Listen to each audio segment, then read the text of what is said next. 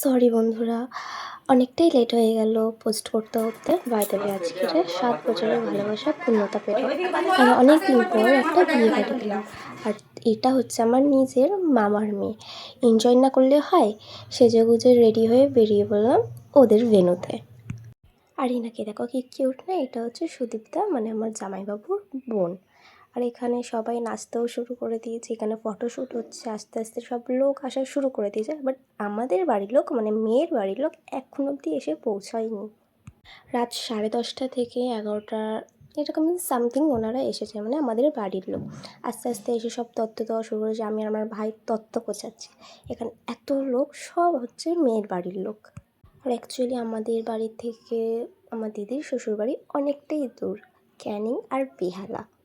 এই যে আমার মা দেখো ভাইজিকে দেখে কত খুশি হয়ে গেছে।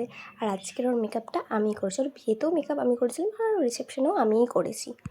এখানে কি সুন্দর সাজিয়েছে দেখো, ক্যান্টেনটা খুব সুন্দর। এখানে আমরা সবাই নাচতে শুরু করে দিয়েছি, কারণ আমার দিদির এনজয় না করলে হয়?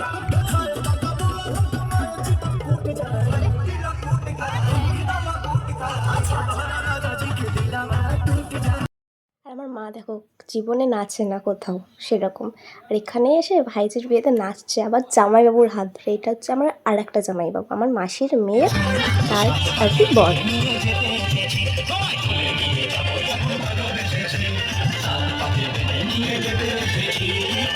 তো চলো টাটা, নেক্সট ব্লগ খুব তাড়াতাড়ি দেওয়ার চেষ্টা করবো।